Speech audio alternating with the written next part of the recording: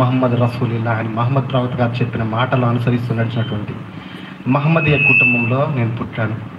And మా స్వగ్రామం వచ్చేసేసి విజయవాడ గోశాల. మా తాతగారు, మా అమ్మమ్మ గారు వీళ్ళంతా ఉన్న టైంలో వాళ్ళకి పొలాలు ఉండేవి, నిమ్మ తోటలు చేసుకునేవాళ్ళు. కానీ అరౌండ్ 87 ఆ టైంలో ఒక తుఫాన్ వచ్చిందంట, మొత్తం ఉన్నదంతా పోయింది. సో అక్కడి నుంచి పెట్టే బిడ్డ చదువుకొని ఆ గోశాల అనే గ్రామం వచ్చి అక్కడే స్థిరపడ్డారు మా కుటుంబం అంతా. ఎప్పుడైతే వాళ్ళు అక్కడికి వచ్చారో అకస్మాత్తుగా జరిగిన ఈ విపత్కర పరిస్థితుల వల్ల ఉన్నదంతా పోయింది. సో తెలిసిందే కదా, ఎప్పుడైతే మన దగ్గర డబ్బులు ఉండవో, ఏ రోజైతే మనం దేనికి పనికి రాకుండా అక్కడ నిలబడతామో ఆ రోజే మనకున్న నిజమైన బంధువులు, నిజమైన స్నేహితులు బయటకు వస్తారు. ఎంతమందిని యాక్సెప్ట్ చేస్తారండి? It is true. నిజానికి ఆ రోజుల్లో మా కుటుంబంలో కూడా సేమ్ ఇట్లాంటి సిచ్యువేషన్ జరిగింది. మా దాది గారు అట్లా అక్కడికి వచ్చిన తర్వాత మా నాన్నగారు 5 రూపాయలు రోజువారీ కూలీకి విజయవాడ ఆటో నగర్లో పనిచేసి వచ్చేవాళ్ళు. అండ్ మా అమ్మగారు ఇంటి దగ్గర పొలం పనులు ఏమైనా ఉంటే వెళ్ళి వస్తూ ఉండేవాళ్ళు. ఎవరికైనా తల్లిదండ్రులకు ఉంటుంది కదండి, మన పిల్లలు కూడా సొసైటీలో కొంచెం గుర్తింపు పొందాలి, కొంచెం బాగుండాలి అని. బట్ కానీ మాకున్న పరిస్థితుల ప్రకారం మేము ఎట్లా ఉండేవాళ్ళం అంటే, ఒక రోడ్డు పక్కన వదిలేసిన పిల్లల్లాగా ఉండేవాళ్ళు. 5 రూపాయల్లో ఇల్లు కట్టడం కష్టం, కొత్త బట్టలు ఎక్కడ తెస్తారండి? ఏమో మా అమ్మగారు ఎంత బాధపడేదో. అట్లాంటి పరిస్థితుల్లో ఎవరు మమ్మల్ని ఆదరించిన వాళ్ళు లేరు, ఎవరు మాకు గౌరవం ఇచ్చిన వాళ్ళు లేరు. ప్రతి ఒక్కరు కూడా ఒక వదిలేసిన పిల్లలను చూసినట్టు చూస్తారండి, నన్ను కానీ మా అన్నయ్యని కానీ. మేమిద్దరం, నేను మా అన్నయ్య, ఏదన్నా ఒక ఫంక్షన్కి వెళ్ళినా కానీ there is no respect at all.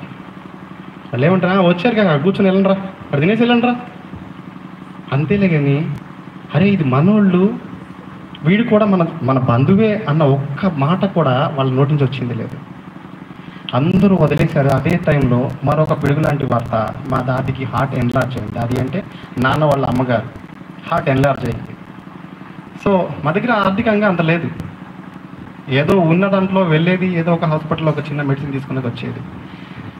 చావు బతుకుల మధ్యకి వెళ్ళిపోయినప్పుడు జాన్ శాస్త్రి గారిని ఒక పాస్టర్ గారు ఆయన వచ్చి అక్కడ ప్రార్థన చేయగా మా దాది గారు స్వస్థపడ్డారు.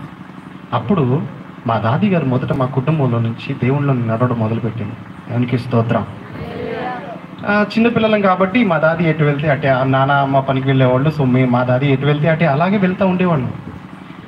ఆ టైంలో మాకు కూడా కొంచెం విమర్శలు వస్తూ ఉన్నాయి చుట్టుపక్కల నుంచి. క్యా రసూల్ బి క్యా జా రహే తుమ్మే, मैं मुसलमान फैमिली में पैदा हुआ सवाल है, क्यों आप उधर जा रहे, చర్చ్ క్యూ जा रहे. ఇలాంటి అనేకమైన ప్రశ్నల మధ్యలో మా కుటుంబం అట్లాగే తన్నుకుంటూ నెట్టుకుంటూ ఓకే వాళ్ళకి ఏదో ఒక సమాధానం చెప్పుకుంటూ వచ్చింది. కానీ ఇలా అడిగిన ప్రతి ఒక్కళ్ళు కూడా ఏ రోజు నా ఇంట్లో లేనప్పుడు నాకు సహాయం చేసిన వాళ్ళు కాదండి. ఏ రోజు కూడా అరే వీళ్ళు లేని వాళ్ళు, వీళ్ళకి ఏదైనా ఇస్తే కొంచెం వీళ్ళు ఎదుగుతారు అన్న ఒక ఆలోచన కూడా ఎవరికీ లేదు. ఇది మన బంధువులు, మనం నమ్ముకున్నటువంటి వాళ్ళు.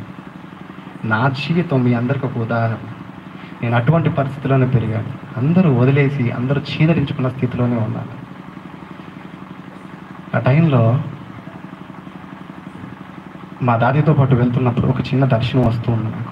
అంటే అలాగ ప్రార్థన, నాకు ఈవెన్ దేవుడు ఎట్లా ఉంటాడో తెలియని వయసు అది.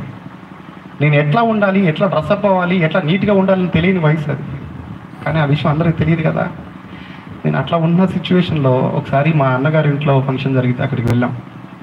మా అన్నగారు ఒక మాట అన్నాడు, అరే మీరు నా తమ్ముడు అని చెప్పుకోవడానికి నాకు సిగ్గా ఉందిరా, మీరు పక్కకి వెళ్ళి కూర్చోండి. నిజంగా అండి, ఆ రోజు మా అమ్మ ఈ మాట విన్న తర్వాత ఎంత కుమిలిపోయింది.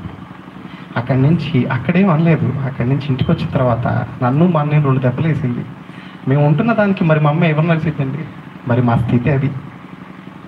మా నన్ను 2 దెబ్బలు వేసింది. మా దాది వచ్చినప్పుడు మా దాదికి చెప్పుకొని ఏడుస్తుంటే నేను చూశాను. మా దాదిని అమ్మమ్మ అంటది, అమ్మమ్మ క్యా హో రా, ఈ లోగ్ ఏసా క్యూ బోల్ రా, ఓ బి హమారా వాలే అయినా, వాళ్ళు కూడా మనవాళ్లే కదా, ఎందుకు ఇట్లా అంటున్నారు, వాళ్ళు తమ్ముళ్ళే కదా, అట్లా అనాల్సిన అవసరమే ఉంది అంటే మా దాది సర్ది చెప్పుకొని అట్లా అట్లా మమ్మల్ని దగ్గర తీసుకుంటూ ఉండేవాళ్ళు. ఇది మా లైఫ్ ఎట్లా ఉందంటే, ఒక వదిలివేసిన గాడిద అని చెప్పి మనం బైబిల్లో చదువుకుంటాం కదా, ఒక మూల కట్టివేయబడిన గాడిద. దాని పరిస్థితి ఏంటండి, బంధించబడినప్పుడు బాధతో కుమిలింది.